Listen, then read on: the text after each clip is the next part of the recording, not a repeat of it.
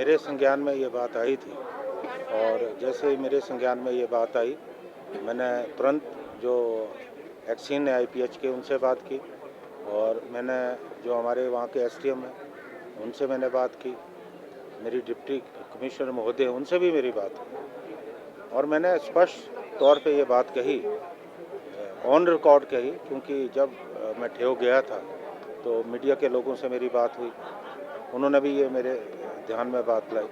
तो मैंने स्पष्ट रूप से एक बात कही कि जो भी इस घोटाले में संलिप्त उनके खिलाफ जो है कड़ी कार्रवाई होनी चाहिए। और मैंने एसडीएम साहब को उस वक्त भी कहा कि आप इसकी जांच कीजिए। मैंने डिप्टी कमिश्नर महोदय उनसे भी मेरी बात हुई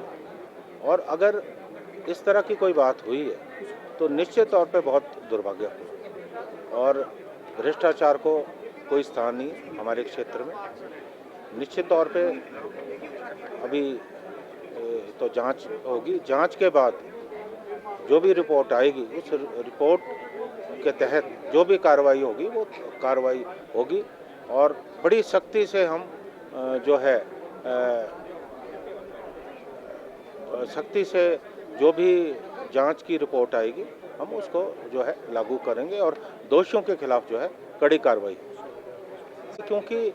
जांच से पहले कोई भी निष्कर्ष निकालना ठीक नहीं है। जांच की रिपोर्ट आने देते हैं, उसके बाद जो नियमों के तहत कानून के तहत जो भी कार्रवाई बनती है वो कार्रवाई होगी और किसी किस्म का संरक्षण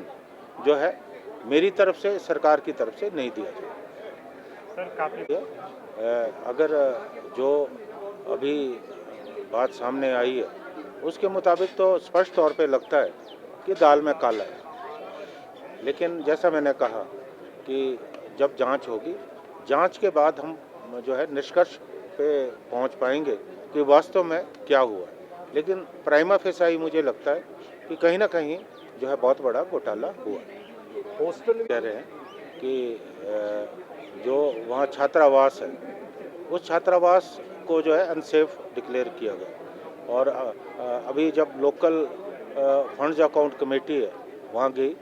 हमने वहाँ जाकर देखा तो विभाग लिपापोती का जो है प्रयास कर रहा था। तो मैंने स्पष्ट तौर पे वहाँ बात कही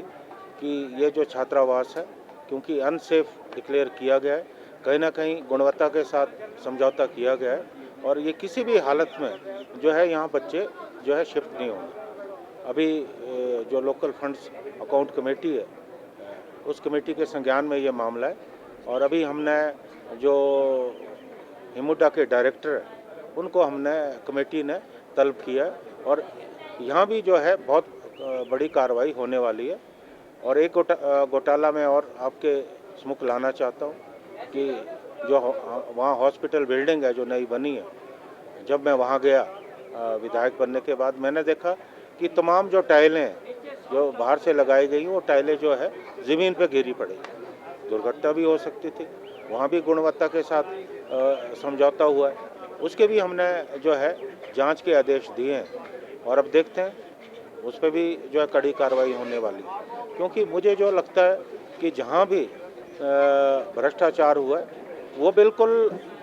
जो है क्षमा करने लायक नहीं है, क्योंकि जनता का पैसा है और जनता का पैसे का दुरुपयोग चाहे कोई कॉन्ट्रैक्टर करता है चाहे कोई अधिकारी करता है, उसके खिलाफ निश्चित तौर पे कार्रवाई होनी चाहिए। और जहाँ तक मेरी बात है, मैं अपने क्षेत्र में जो है भ्रष्टाचार के खिलाफ ज़ीरो टॉलरेंस है और ये आगे भी बनी रहे। ये बहुत अच्छा प्रश्न आपने पूछा है, क्योंकि अभी मुझे विधायक बने 2 साल हो गए। पहला साल तो डिज़ास्टर में था और मैं भी समझने का प्रयास कर रहा हूँ, क्योंकि संगठन में तो मेरी बहुत बड़ी लंबी राजनीति रही है, संगठन का मुझे बहुत ज़्यादा अनुभव है, मेरी